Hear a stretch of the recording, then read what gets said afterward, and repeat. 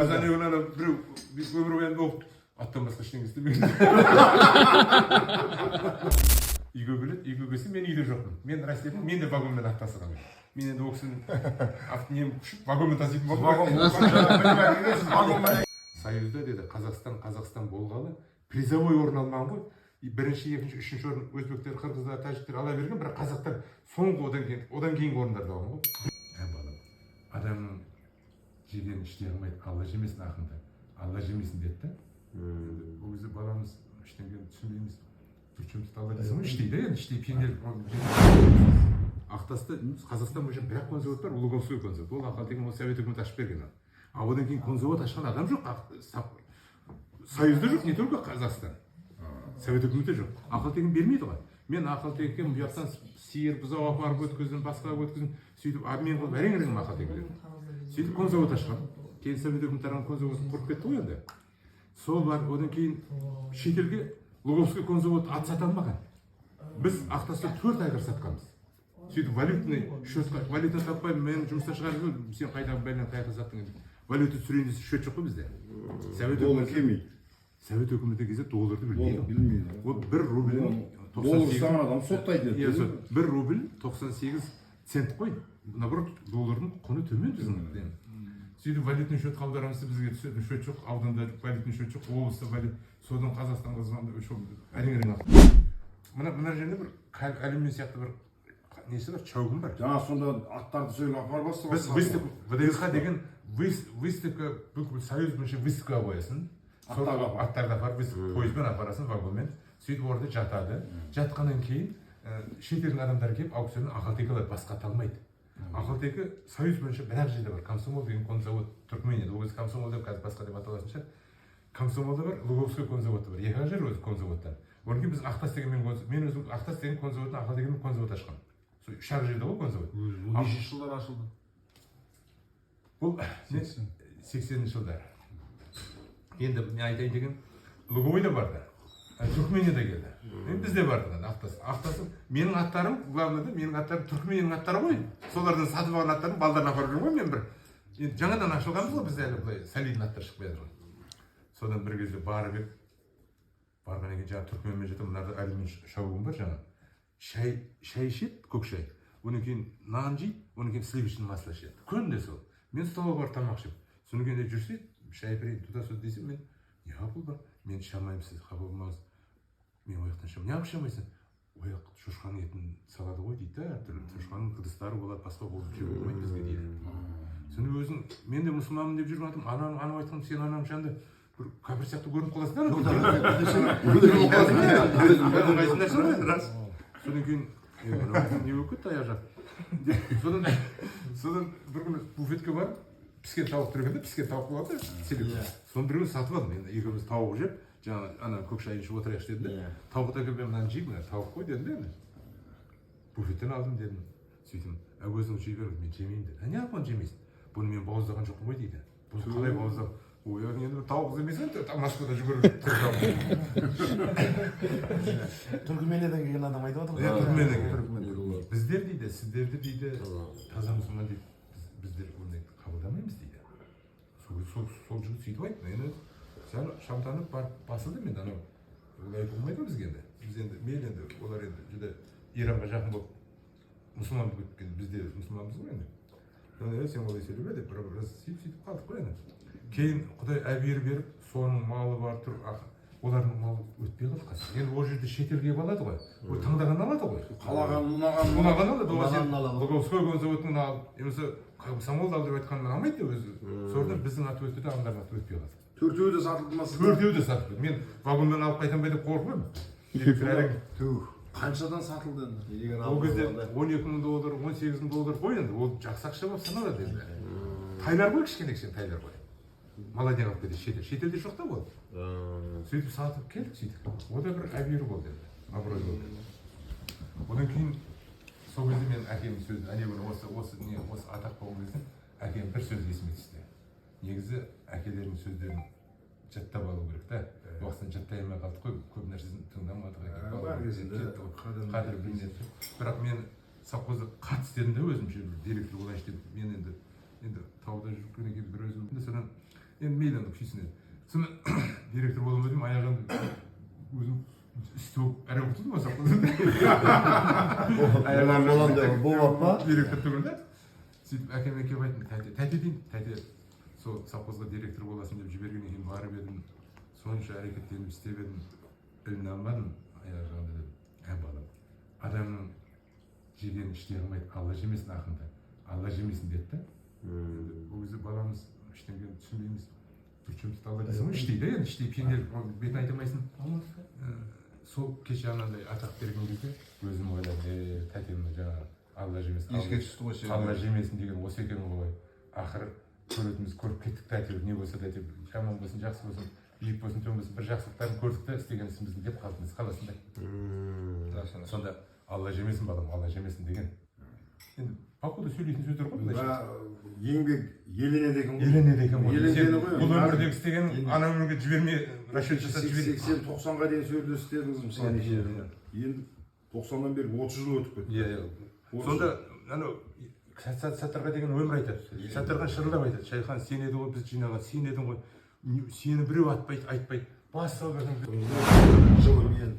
анан кейін бір әңгіме болды ол облыста былай болды мені Асқаров неге жіберді Москваға ол мені жіберейін деп жіберген жоқ ипподромға маман керек болып қалды ол кезде бір жылқыны білетін маман специалист керек жылқыны білгенде жылқыны енді білетін адамдар көп қой мысалы жылқы бағып жүрген бәрі біле береді ғой ондай біліскен маман жылқыны банкировка деген болады мысалы экстерьерный банкировка деген болады сыртына қарап басы қай парадағы жатады беті белі қай парада аяқтары қай парада экстерьерный бір экстерьеріне қарап анықтайсың содан білесің қай параға жататынын Қан. одан кейін интерьер өлшейсің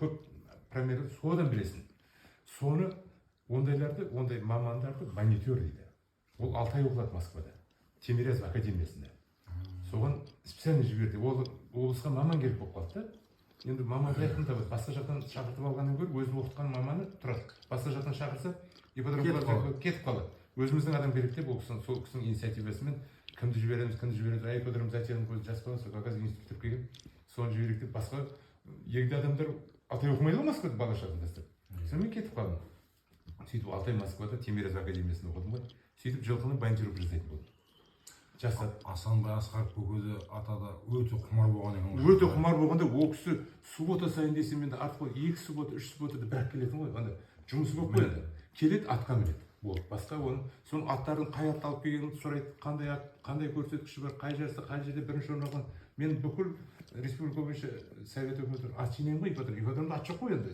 біз біртіндеп жинап атты көбейттік қой совхозға сатып әперіп сөйтіп сол алғашқы ұйымдастыру кезінде Асқаровтың арқасында ұйымдастырып Асқаров болмаса ол сол кісінің арқасында ол бәрі Шымкент облысының бірінші секретары. одан кейін ол бірінші секретардан бөлек бірінші секретардың бірінші секретары да ол мықты бірінші секретар әшейін бірінші секретар емес енді мықты адам сол іскер адам сол кісінің арқасында болды ғой сол кезде аттарды алып келдік содан мен жаңағы ананы оқып бітіргеннен кейін бір күні Москвада Алматыда ипподром бір жарыс болды жарысқа бардық жарысқа как раз Шымкент облысының Жамбыл облысы Түркістан бәрі облыстан ұлттық ойыннан жарыс болды содан мен ауылдан жаңағы водовозбен жинап ат жинағандарым бар ғой шабандоздар Сариев Турнияз деп Әбілхан Дауылбаев деп содан Саттархан одан кейін Абдалиев одан кейін анау Шымырбай көп қой енді осыдан бір 10 шақты бала бәрін жинап апардық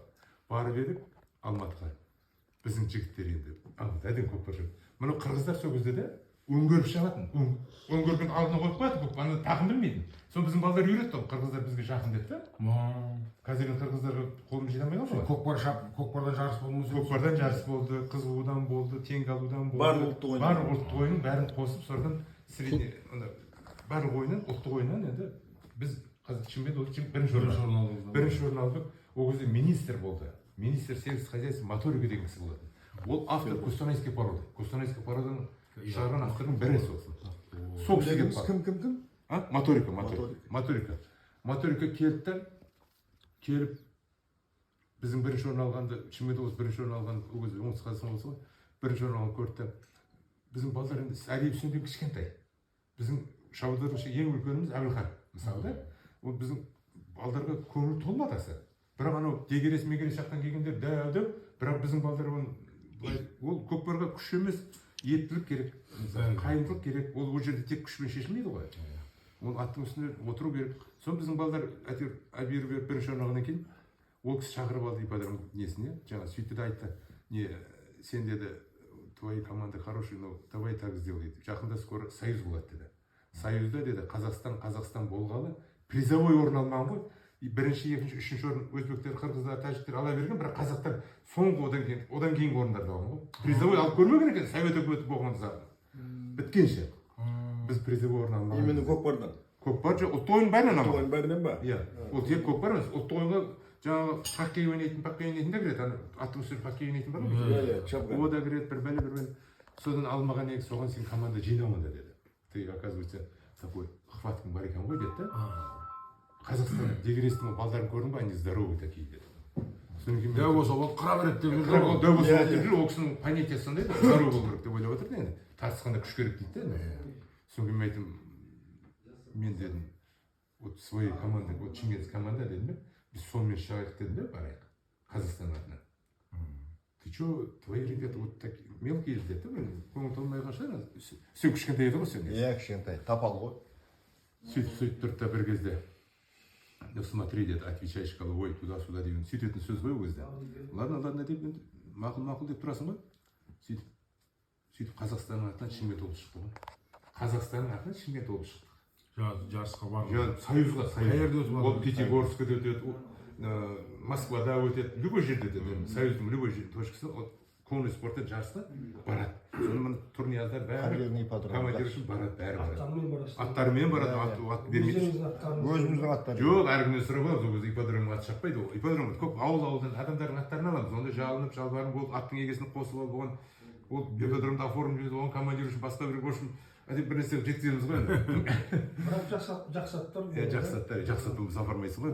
Шабандыздар шаулен атын апарамыз ғой. Сөйтіп Құдай әуері сол жылы біз бірінші орын алдық қой. Совет өкіметі бойынша, Совет көкпардан, барлық ұлттық ойыннан да. Ана хоккей ойнап біздің балалар әбіш берді ондар. Біздің балалар енді мықты да. Поло. Содан одан жеңіп алғаннан кейін. Сіз ойнадыңыз ғой? Бұл да бәрі ойнайды ғой, ойнамайтын адам ғой. Бәрі ойнайды ғой. Ол бәрі ойнайды ғой. Содан бір кезде сол жеңген екен. Совет өкіметі 9 жылдан кейін тарап кетті. Ол кезде 9 жыл бірінші орын бермеді Қазақстан, Шымкент облысы. Қазақстан такие ғой, біз Шымкент облысы бар. Содан кейін дегенде 9 жүрген чемпион. Иә. Сонда жаттықтырушы болмадыңыз ба? Ұйымдастырушысы? Ұйымдастырамыз, біз ұйымдастырып, жаттықтырушы бір адам алып барасын, туда-сюда. Кейіннен қожаны жіберіп, мен енді главный ипподром, мен Шымкентте де жарыстарым бар. Сол қожаны жіберемін. Сіз просто ұйымдастырушы шетте қалып кеткен екенсіз да? Сөйтіп қожа да шетте қалып кетті, қожаны да ешкім елеген жоқ, ол жерде болғаны керек. Қазір ешкім айтпайды дейсіз. Жоқ, оны айтудың қажеті жоқ, просто енді сол елендігенін айтамын да сол. Енді бәрі түбінде елен бола берсін. Қазақстан Республикасының құрметті азаматы атағына батыр. Қайраттың сол аттың арқасы. Өзі анеуінен біреу өмір бойында оқып, аттан басқа ештеңе істемейді. Көрген баққан жалғыз ат екен ба деген. Аттың арқасы рас. Енді аттың арқасы деп айтатын себеп біздің қанда бар ол да. Ол менен емес, мен бабаларымда бар. Мен әкемнің інісі, енді ол сөзді айтайын. Әкем туған інісі бар. Әкем ағасы шабандоз болған, ол атақты шабандоз болған. Әкем інісінің аяғы кесілген, соғысқа барған. Бір аяғы бар, бір аяғы жоқ. Тақым болмайды дейді, бір аяқ тақым болмайды дейді. Көкпар шаба болмайды дейді, протезбен. Бірақ атты жақсы көреді. Ол да ветеран отечественный войналарда обязательно совхозға қарауылдықты береді, өлгенде. Қарауылды деген 60-80 сом береді, жақсы. Айлық беріледі, олар жұмыссыз қалмайды. Бірақ сол жұмысына ол кісі қанағаттанбайды. Потому что ол қарауылды атсыз болады ғой, атпен жүргісі келеді. Сөйтеді дәу кенеп қапқа ерін, тоқымын, одан кейін көрпе төсегін майда сөйтіп салып алады да.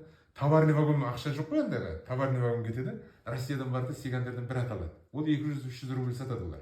Ташкентке келеді 500-600, ол сондай баға тұғын.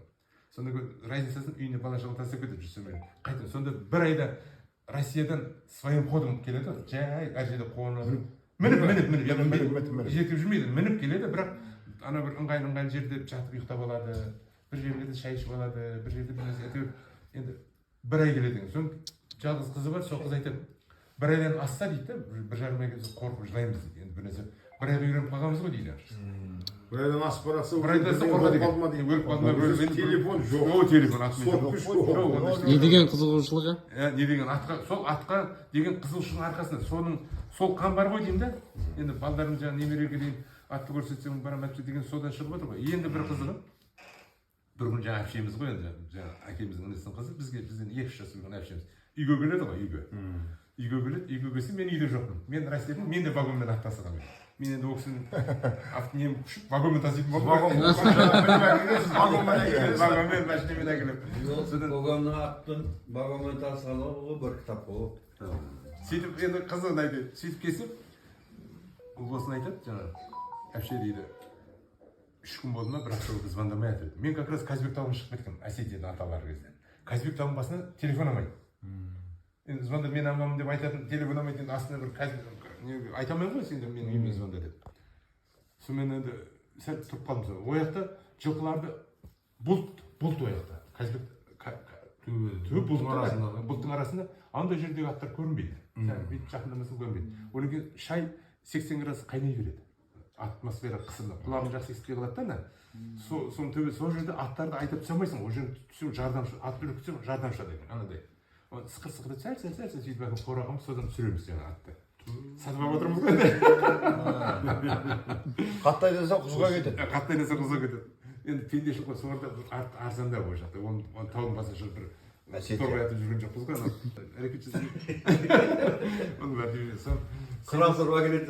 құрастырып әкеледі. Сөйтіп әкеліп жатқан кезде жаңағы әпшеміз келеді ғой. Келсе әпшеміз екі осында көңіл не болды екен переживать етіп көңіл босап сәлмегенде әпшеміз жылау біздің әпшеміз жылап отыр дейді. Ойбай кішкентай кезімізде әкеміздің қалдық осы тасығандар інімізден қалдық қой бәрібір. Ертеңіне кесек olur. Сондай қызықтар көп қой өмірде. Енді бір әңгіме айтылып кетті енді.